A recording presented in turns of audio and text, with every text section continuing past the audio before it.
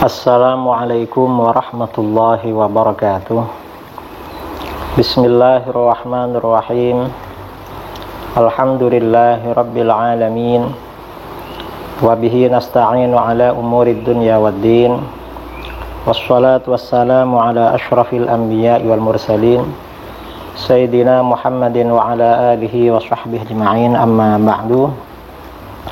Saudara-saudara kaum muslimin dimanapun Anda berada, pada edisi kali ini kita akan berbicara tentang keutamaan Khulafaur Rasyidin radhiyallahu anhum.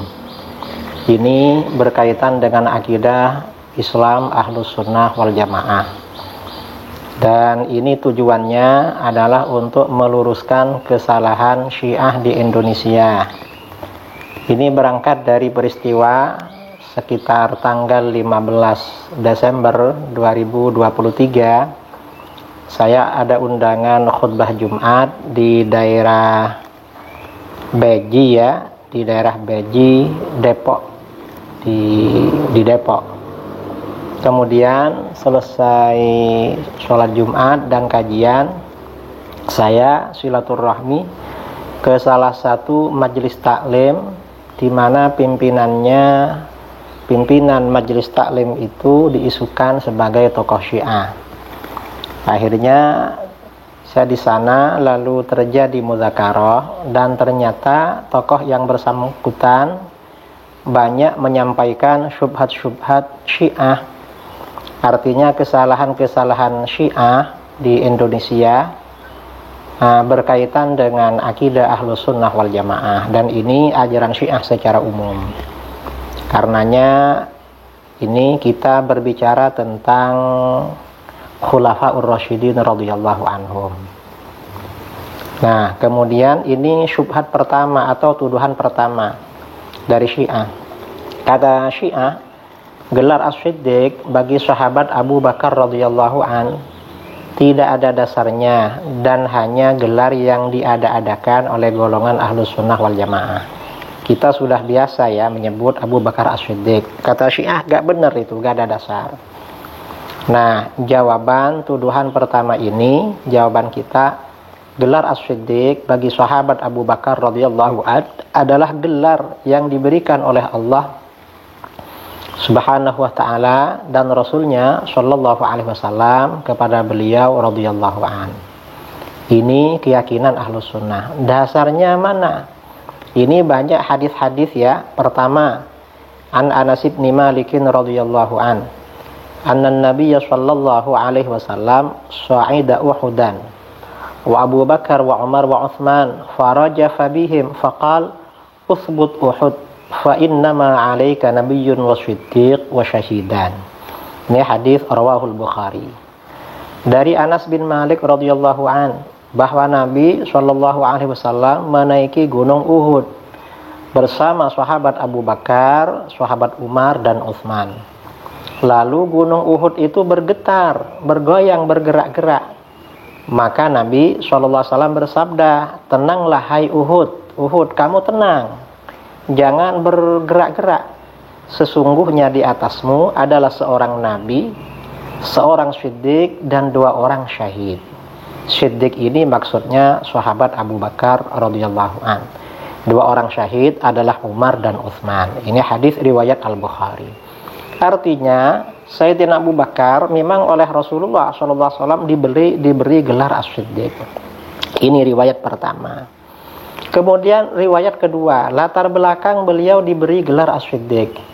An Aisyah radhiyallahu anha qalat, lamma usriya bin Nabi sallallahu alaihi wasallam ilal Masjidil Aqsa asbaha yatahaddatsun nasu bidzalik fartadda nasun mimman kana amanu bihi wa saddaquh wa sa'u bidzalika ila Abi Bakar radhiyallahu an faqalu hal laka ila sahibik yaz'umu annahu usriya bihi al-lailah ila Baitil Maqdis qal aw qala dzalik qalu na'am qal la in kana qala dzalik laqad sadaq qalu aw tusaddiquhu annahu dhahaba al-lailah ila Baitil Maqdis wa jaa'a qabla an yusbih qala na'am inni la usaddiquhu fi ma hu ab'adu min dzalik usaddiquhu bi khabaris sama fi ghadwatin aw rawha falidzalika summi Abu Bakar As-Siddiq rawahul Hakim fil Mustadrak wa isnaduhu jayyid. Ini termasuk hadis sahih.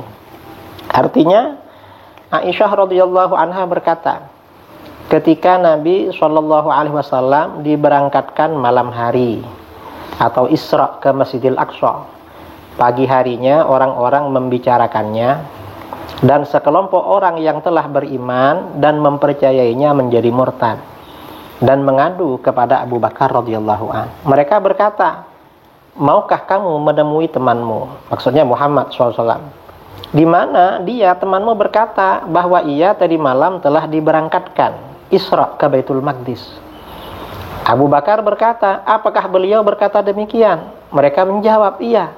Abu Bakar berkata, kalau beliau memang berkata begitu, pasti beliau benar. Gak mungkin salah, pasti benar itu. Mereka berkata, apakah kamu mempercayainya bahwa ia pergi tadi malam ke Baitul Maqdis dan datang ke sini sebelum waktu subuh? Percaya kamu? Abu Bakar berkata, iya. Sesungguhnya aku mempercayainya lebih dari itu. Aku mempercayainya tentang berita dari langit pada waktu pagi dan petang. Nah, karena peristiwa ini ia dinamakan Abu Bakar As-Siddiq. Artinya latar belakang beliau diberi nama As-Siddiq itu karena peristiwa Isra Mi'raj. Hadis riwayat Al-Hakim dalam Al-Mustadrak, sanadnya jayyid, istimewa atau sahih. Lalu hadis lainnya, Muhammad ibn Sirin qal dzakara rajulani Utsman radhiyallahu an faqala ahaduhuma qutila shahidan fata'allaqa bihi al-akhar fa'ata bihi Aliyan radhiyallahu an faqala inna hadza yaz'umu anna Utsman ibn Affan radhiyallahu an qutila shahidan qala qulta dzak qala na'am amma tadhkuru yawma ataitu an-nabi sallallahu alaihi wasallam wa indahu Abu Bakar wa Umar wa Utsman wa anta fa asaltu an-nabiyya sallallahu alaihi wasallam fa a'tani wa sa'altu Abu Bakar fa a'tani wa sa'altu Umar fa a'tani wa sa'altu Utsman fa a'tani wa sa'altuka fa mana'tani fa qultu ya Rasulullah ud'u Allah ay yubarika li fihi fa qala sallallahu alaihi wasallam wa ma laka la yubaraku lak wa qad a'taka nabiyyun wa siddiq wa syahidan fa qala Ali radhiyallahu an da'hu haditsun sahih rawahu Ibnu Abi Syaibah fil Musannaf wa Ibnu Abi Umar Al-Adani kama fil Matalibil Aliyah wa Abu Ya'la. Nah, hadis ini artinya Ibnu Sirin berkata, dua orang laki-laki membicarakan Utsman radhiyallahu an. Lalu salah satunya berkata, Utsman ini terbunuh sebagai syahid. Lalu satunya memegangnya tidak terima dan membawanya kepada Ali radhiyallahu an. Ia berkata, melaporkan, Sayyidina Ali, orang ini berkata bahwa Utsman bin Affan radhiyallahu an terbunuh sebagai syahid. Ali berkata, apakah kamu berkata begitu? Ia menjawab, orang itu menjawab, iya. Ingatkah Anda, suatu hari aku mendatangi Nabi SAW dan di sampingnya ada Abu Bakar, Umar, Utsman dan Anda kan di situ. Lalu aku meminta sesuatu kepada Nabi SAW. Maka beliau memberi. Aku meminta kepada Abu Bakar, maka beliau Abu Bakar ngasih, memberi. Aku meminta kepada Umar, maka beliau memberi. Lalu aku meminta kepada Utsman, maka beliau memberi juga. Lalu aku meminta kepada Anda dan Anda tidak memberi. Sayyidina Ali gak ngasih karena miskin memang. Lalu aku berkata, hai Rasulullah, doakan kepada Allah agar memberkahi aku. Aku dikasih ini biar barokah Rasulullah. Maka beliau sallallahu alaihi wasallam bersabda, bagaimana kamu tidak diberkahi sedang yang memberi kamu seorang nabi, seorang siddiq dan dua orang syahid. Siddiq itu artinya Abu Bakar, dua orang syahid itu artinya Umar dan Utsman. Lalu Ali radhiyallahu an berkata, lepaskan orang ini, lepaskan orang yang dilaporkan itu. Hadis sahih riwayat Ibnu Abi Syaibah, Ibnu Abi Umar Al-Adani dan Abu Ya'la. Ini riwayat ketiga. Lalu riwayat berikutnya ini sahih juga, Anin Nazzal bin Sabrah qal wafatna Aliyan radhiyallahu an tayyiban nafsi wa huwa yamzah faqulna hadithna ad ashabik qal kullu ashabi Rasulillah sallallahu alaihi wasallam ashabi. Faqulna hadithna an Abi Bakar. Faqal dzaka mru'un sammahullahu siddiqan ala lisani Jibril wa Muhammad sallallahu alaihi ma. Rawahul Hakim fil Mustadrak wa isnaduhu jayyid. Nazal bin Sabrah berkata, kami menjumpai Ali radhiyallahu an dalam keadaan senang hati dan bercanda. Kami berkata kepada beliau, ceritakanlah kepada kami tentang sahabat-sahabatmu. Lalu beliau Ali menjawab, semua sahabat Rasulullah SAW itu sahabatku. Kami berkata, ceritakan kepada kami tentang Abu Bakar.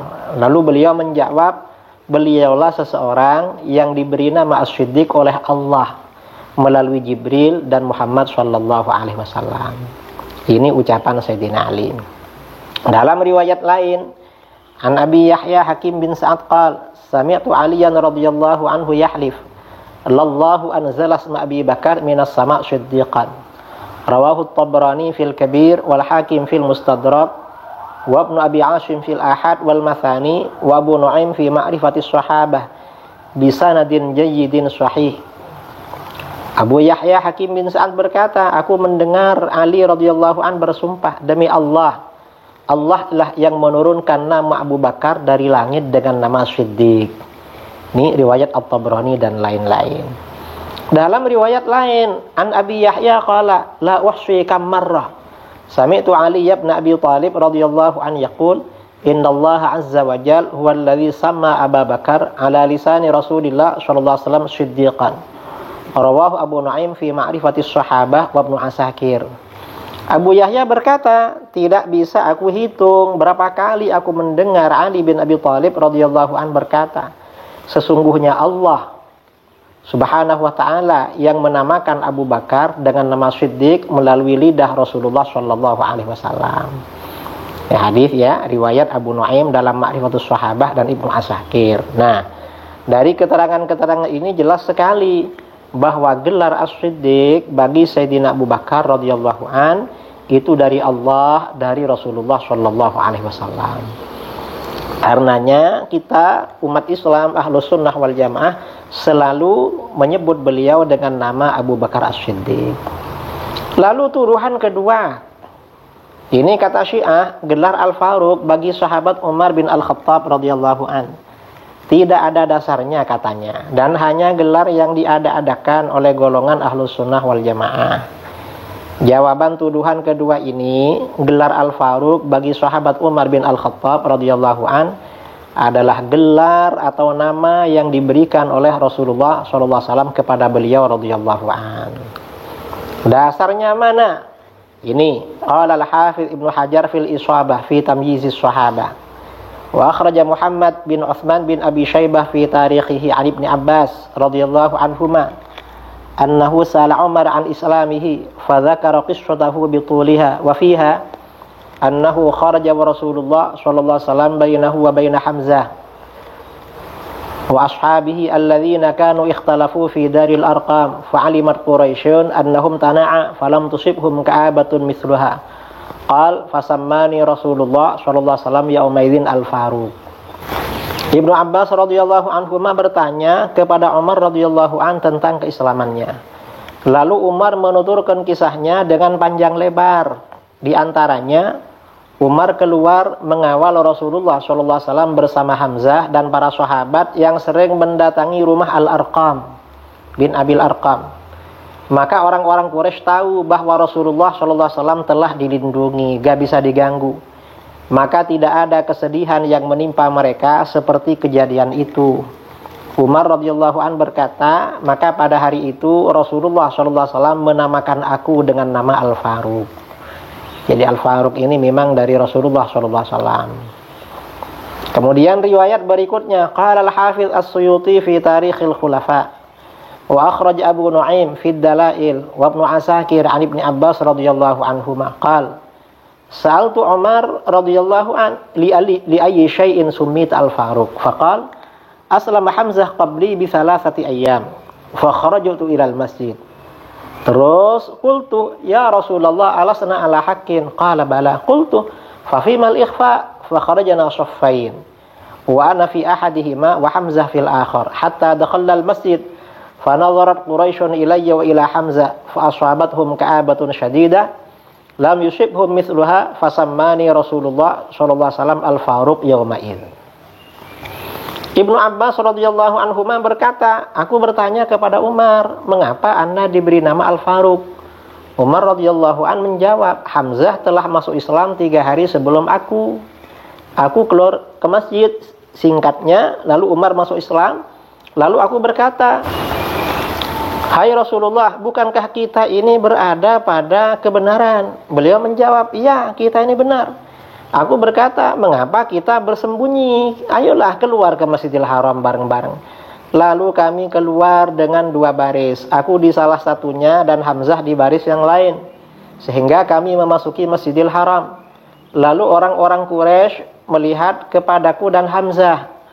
Lalu kesedihan yang luar biasa menimpa mereka yang belum pernah terjadi sebelumnya. Maka Rasulullah SAW menamakan aku pada hari itu dengan nama Al-Faruq. Artinya nama Al-Faruq ini memang beneran memang. Nah, riwayat lain wa kharajat Sa'ad an Zakwan qala qultu li Aisyah radhiyallahu anha man samma Umar Al-Faruq qalat an-nabi sallallahu alaihi wasallam. Zakwan berkata, aku berkata kepada Aisyah radhiyallahu anha, siapa yang memberi nama Umar dengan nama Al-Faruq? Ia menjawab, ya Nabi sallallahu alaihi wasallam. Bukan siapa. Nah, ini yang syubhat yang kedua. Kemudian tuduhan ketiga, syubhat Syiah yang ketiga. Menurut Syiah tidak ada ayat-ayat Al-Quran yang turun sebagai kebaikan sahabat Umar Al-Faruq radhiyallahu an. Gak ada katanya. Jawaban tuduhan ketiga ini, tuduhan tersebut jelas keliru. Justru terdapat beberapa ayat Al-Quran yang turun berkaitan dengan keutamaan Umar Al-Faruq radhiyallahu an. Qala Al-Hafidz As-Suyuti fi Tarikhil Khulafa. Dalam Tarikh Al-Khulafa ada bab khusus muwafaqatul Quran li ara'i Umar. Qad awsalaha ba'dhum ila aktsara min 20. Persetujuan Al-Quran terhadap gagasan-gagasan Umar radhiyallahu an. Menurut sebagian ulama lebih dari 20 ayat. Maksudnya apa? Umar punya gagasan, usulan kepada Rasulullah SAW, lalu Al-Quran turun merespon dan menyetujui gagasan Umar. Bahkan ini akhrajab Marduyah atau Ibn Mardawai an Mujahid qal kana Umar yara ru'ya fayanzilu bihil Quran. Mujahid berkata, Umar selalu menyampaikan gagasan, lalu Al-Quran turun menyetujuinya. Wa akhrajab Ibnu Asakir an Ali qal, inna fil Quran la ra'yan min ra'yi Umar. Ali radhiyallahu an berkata, sesungguhnya di dalam Al-Quran terdapat gagasan dari gagasan-gagasan Umar. Wa akhraj an Ibnu Umar marfu'an, ma qala an-nasu fi syai'in wa qala fihi Umar illa ja'al Quran binahwi ma yaqulu Umar. Dari Ibnu Umar radhiyallahu an secara marfu. Artinya marfu itu dinisbatkan kepada Rasulullah sallallahu alaihi wasallam.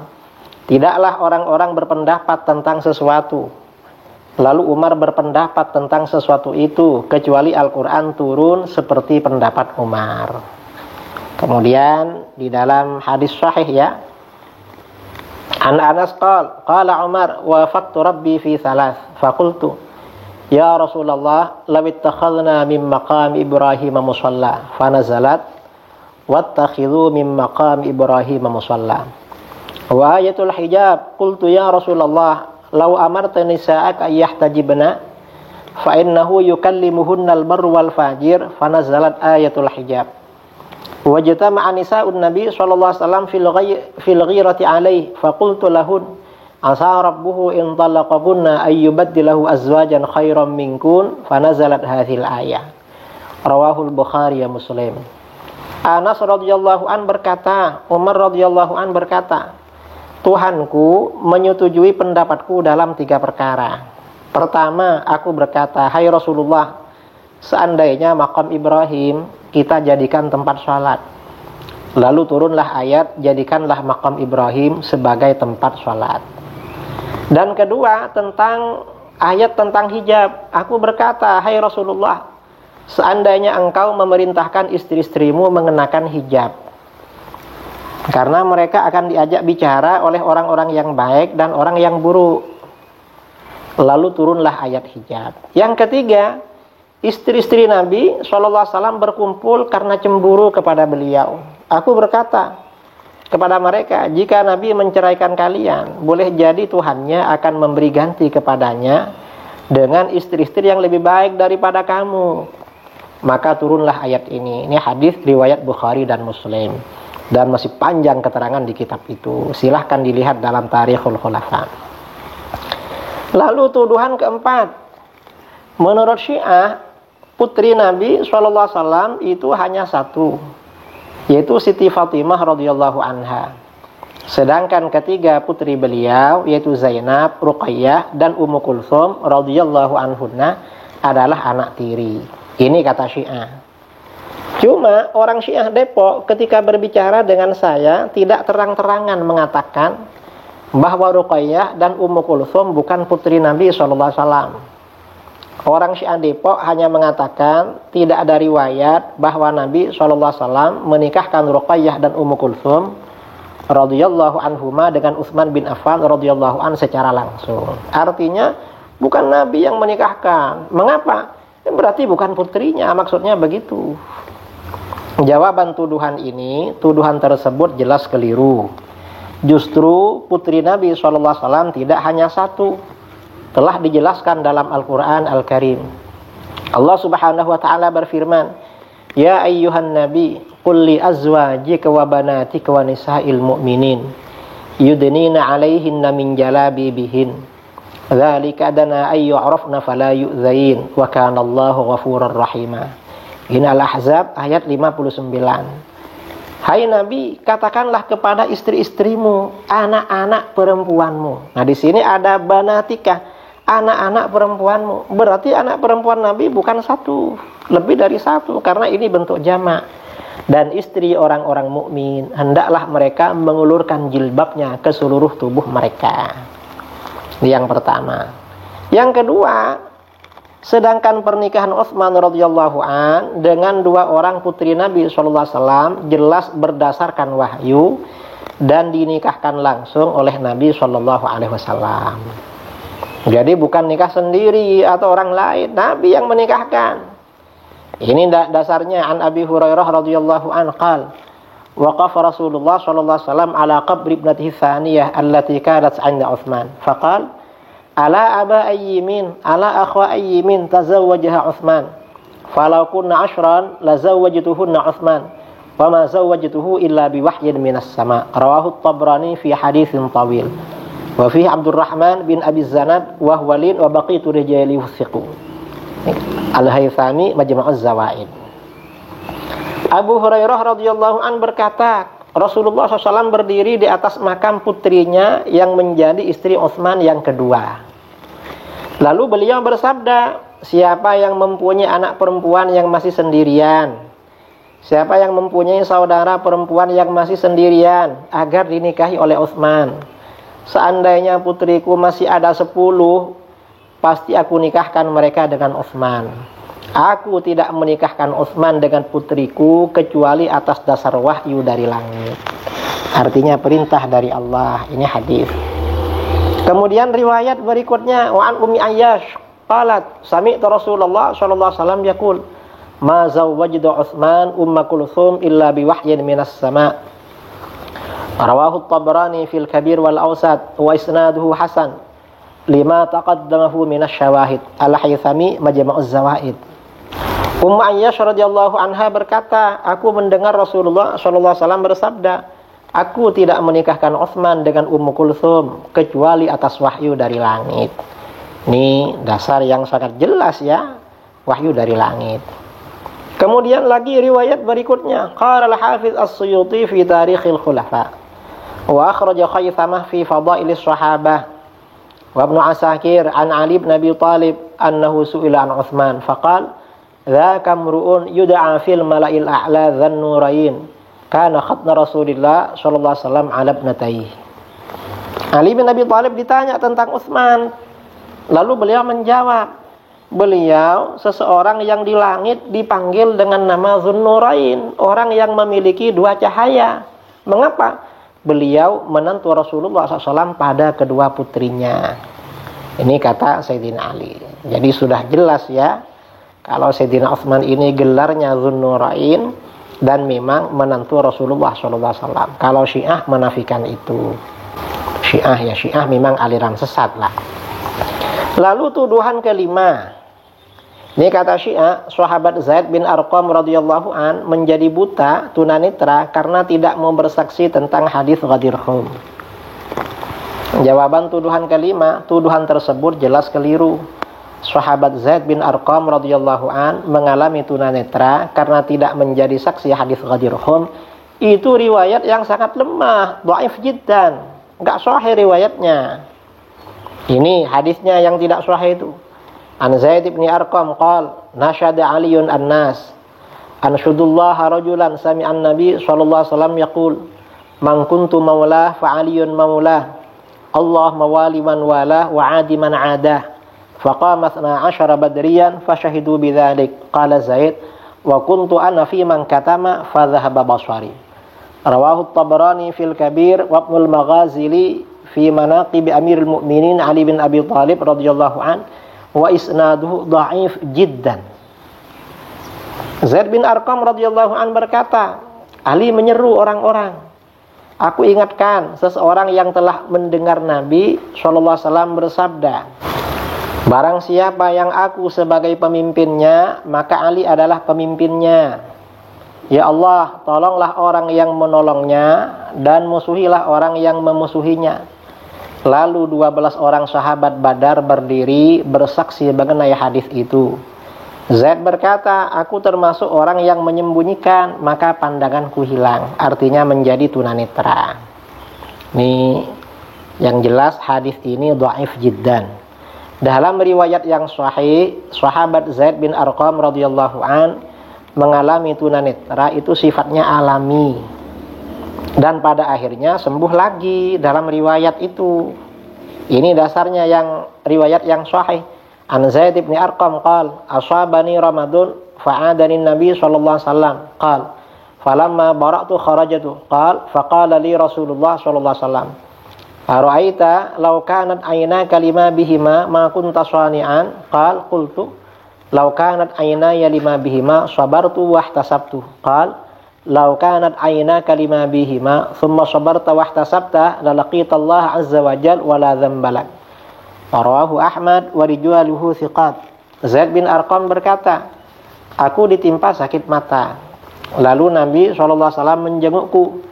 Setelah aku sembuh, aku keluar. Lalu Rasulullah SAW bersabda kepadaku, menurutmu, seandainya kedua matamu tunanetra, apa yang akan kamu lakukan? Aku menjawab, seandainya kedua mataku demikian, aku akan sabar dan berharap pahala dari Allah. Beliau SAW bersabda, seandainya kedua matamu demikian, lalu kamu bersabar dan berharap pahala, kamu akan berjumpa dengan Allah tanpa ada dosa bagimu. Ini hadis riwayat Imam Ahmad, sanadnya dipercaya semua. Artinya apa? Memang ketika Rasulullah SAW masih hidup menyampaikan kepada Zaid suatu saat akan tunanetra. Tapi dalam riwayat lain pada akhirnya beliau sembuh. Wa fi musnadi Abi Ya'la min tariqi Unaisa anna abaha Zaid bin Arqam amiya ba'da mautin Nabi sallallahu alaihi wasallam thumma raddallahu alaihi basarah. Dzakarahu al-Hafiz Az-Zahabi fi kitabih Siyar A'lam An-Nubala. Dari riwayat Unaisah putrinya, ayahnya yang bernama Zaid bin Arqam mengalami tunanetra setelah wafatnya Nabi SAW. Kemudian Allah mengembalikan pandangannya. Artinya sembuh lagi setelah itu. Lalu tuduhan keenam, ini kata Syiah, sahabat Anas bin Malik radhiyallahu an menjadi buta karena tidak mau bersaksi tentang hadis Ghadir Khum. Syiah ini memang suka ngawur. Semuanya dibilang kualat Sayyidina Ali. Ini mereka. Jawaban tuduhan keenam ini, tuduhan tersebut jelas keliru. Tidak ada riwayat yang mengatakan bahwa sahabat Anas bin Malik radhiyallahu an mengalami tunanetra pada akhir hayatnya. Nggak ada riwayat itu, nggak ada. Di sisi lain justru Anas bin Malik termasuk salah satu saksi dan perawi hadis Ghadir Khum. Bukan nggak mau jadi saksi, ini riwayatnya. An Amirah bin Sa'din qala syahidtu Aliyan radhiyallahu anhu 'alal mimbar yunashidu ashab Rasulillah sallallahu alaihi wasallam. Man sami'a Rasulullah sallallahu alaihi wasallam yaum Ghadir Khum yaqul ma qala falyashhad. Faqama 12 rajulan minhum Abu Hurairah wa Abu Sa'id wa Anas bin Malik radhiyallahu anhum fasyahidu annahum sami'u Rasulullah sallallahu alaihi wasallam yaqul Allahumma man kuntu maulah fa aliyun maulah Allah mawali mawalah wa adi man ada. Rawahu Tabrani fil Mu'jamis Shaghir wa Ibnul Maghazili fi manaqib Amirul Mukminin Ali bin Abi Thalib radhiyallahu an. Amirah bin Sa'ad berkata, aku menyaksikan Ali radhiyallahu an di atas mimbar menyeru para sahabat Rasulullah sallallahu alaihi wasallam. Berkata, siapa yang mendengar Rasulullah SAW bersabda pada hari Ghadir Khum, maka bersaksilah. Maka 12 orang sahabat berdiri, mereka antara lain Abu Hurairah, Abu Sa'id Al-Khudri dan Anas bin Malik radhiyallahu anhum. Nah, ini Anas bin Malik bersaksi malah. Mereka bersaksi bahwa Rasulullah SAW bersabda, ya Allah, barang siapa yang aku sebagai pemimpinnya, maka Ali sebagai pemimpinnya. Ya Allah, tolonglah orang yang menolongnya dan musuhilah orang yang memusuhinya. Nah, artinya Sayyidina Anas bin Malik ini termasuk saksi, lalu dibilang tunanetra. Memang ini apa namanya? Orang Syiah ini senang kalau ada sahabat buta lalu dibilang kualat Sayyidina Ali karena gak mau bersaksi hadis ini. Padahal kita tahu musuh-musuh Sayyidina Ali justru sehat, segar, bugar, seperti Sayyidina Muawiyah, Sayyidina Amr bin Al-As. Itu gak ada riwayat buta itu. Padahal bukan hanya gak jadi saksi, malah memerangi perang dengan Sayyidina Ali. Kemudian tuduhan ketujuh, ini kata Syiah, gelar As-Siddiq sebenarnya adalah gelar sahabat Ali bin Abi Thalib radhiyallahu an, bukan gelar sahabat Abu Bakar radhiyallahu an. Ini kata Syiah. Jawaban tuduhan ketujuh, kami Ahlus Sunnah wal Jamaah mencintai para sahabat Rasulullah sallallahu alaihi wasallam, terutama Khulafaur Rasyidin radhiyallahu anhum. Semuanya kami cinta. Dan kami tidak menolak gelar keutamaan yang memang menjadi gelar mereka. Gelar apa saja yang memang layak kami terima. Hanya saja hadis yang dijadikan dasar oleh kaum Syiah bahwa gelar As-Siddiq itu gelarnya Ali bin Abi Thalib radhiyallahu an adalah hadis maudhu. Masalahnya ini hadisnya palsu. Makanya Syiah nggak bisa diterima itu. Ini hadisnya.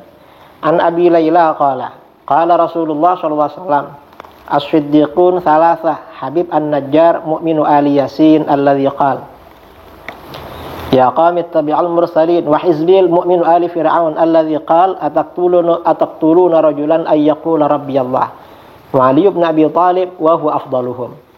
Rawahu Abu Nuaim fi Mu'jamis Sahabah wa Ibnul Maghazili fi manaqibil mu'minin Ali bin Abi Thalib radhiyallahu anhu. Cuma wal haditsu maudhu, hadis ini palsu. Abu Laila berkata, Rasulullah sallallahu alaihi wasallam bersabda, orang yang menyandang gelar As-Siddiq ada 3 orang. Satu Habib An-Najjar, seorang mukmin dari keluarga Yasin yang berkata, hai kaumku, ikutilah para utusan. Yang kedua Hizbil, seorang mukmin dari keluarga Fir'aun yang berkata, apakah kamu akan membunuh seseorang karena berkata Tuhanku Allah. Dan yang ketiga Ali bin Abi Thalib, dia yang paling utama di antara mereka. Sayangnya hadis ini hadis maudhu, hadis palsu, nggak bisa dijadikan dasar. Mengapa hadis maudhu? Di antara perawinya ada yang rawi bernama Amr bin Jami'. Dia meriwayatkan hadis anil A'mash dari A'mash wa ghairihi dan lain-lain. Yukna Abul Munzir, dia dipanggil Abul Munzir, Pak Munzir. Mungkin anaknya bernama Munzir. Wakila kunyatuhu Abu Utsman, ada yang mengatakan dia panggilannya Abu Utsman atau Pak Utsman. Kufiyun, dia orang Kufah. Wa kana ala qada'i Hulwan, dia menjadi hakim di Halwan. Nah, mengapa hadisnya dimaudhu'kan? Karena beliau pertama kadzabuhu Ibnu Ma'in. Menurut Imam Ibnu Ma'in, dia ini pendusta, nggak bisa dipercaya. Yang kedua, wa qala ad-Daraqutni wa jamaah matruk. Kata Imam ad-Daraqutni, rawi ini ditinggalkan, jangan diambil hadisnya. Wa qala Ibnu Adi berkata, kana yuttahamu bil watni, dia selalu dituduh memalsu hadis. Kalau menyampaikan hadis palsu, dia yang dituduh. Yang keempat, wa qala al-Bukhari munkarul hadis. Kata Imam Bukhari, dia mungkar hadisnya. Mungkar hadis itu artinya apa? Setiap dia menyampaikan hadis, hadisnya aneh-aneh, berbeda dengan hadisnya kebanyakan ulama. Semua riwayat mengatakan As-Siddiq Abu Bakar, dia sendiri yang mengatakan As-Siddiq Ali. Nanti masalah lain gitu juga, makanya disebut mungkarul hadis. Ini keterangan dari Imam Az-Zahabi dalam kitabnya Mizanul I'tidal fi Naqdir Rijal. Nah, ini saudara-saudara beberapa syubhat dari kaum Syiah. Sebenarnya ada syubhat juga pada waktu itu tentang Imam Bukhari radhiyallahu an yang dilecehkan secara tidak sopan oleh Ustadz Syiah itu. Kata dia, nanti di hari kiamat akan menggugat Imam Bukhari. Nggak sopan sekali. Imam Bukhari itu ulama besar, ulama salaf. Khidmahnya kepada hadis Rasulullah SAW luar biasa. Semua ulama di dunia Ahlus Sunnah wal Jamaah mengaji Sahih Bukhari. Dia yang mengatakan mau gugat, tahu apa dia? Nggak tahu apa-apa. Kok mau menggugat Imam Bukhari? Apa yang diandalkan? Nggak ada. Dia bukan apa-apa, bukan siapa-siapa. Tapi sudah saya jelaskan pada waktu di forum itu. Kita nggak ragu-ragu tentang keimaman Imam Bukhari dalam bidang hadis. Nah, ini beberapa hal yang perlu saya sampaikan. Karena ini menyangkut nama baik orang-orang soleh, khulafaur rasyidin, para sahabat Rasulullah SAW. Ini mencederai nama-nama mereka, orang-orang panutan di dalam Islam. Maka saya merasa perlu untuk membela mereka sebagai rasa cinta kepada orang-orang soleh, terutama khulafaur rasyidin. Imam Syafi'i berkata, wahibbus salihina walastu minhum la'alli an anala bihim syafa'ah. Aku mencintai orang-orang soleh, padahal aku bukan termasuk bagian dari mereka. Barangkali dengan mereka aku mendapatkan syafaat. Lalu kata beliau, wa baghadhu man tijaratuhul ma'asi walau kunna sawa'an fil bid'ah. Aku benci pada orang-orang yang kerjanya maksiat, walaupun perbuatanku sama dengan mereka. Aku gak suka, kata beliau. Padahal Imam Syafi'i menurut kita termasuk orang soleh. Nah, ini mudah-mudahan bermanfaat dari saya. Assalamualaikum warahmatullahi wabarakatuh.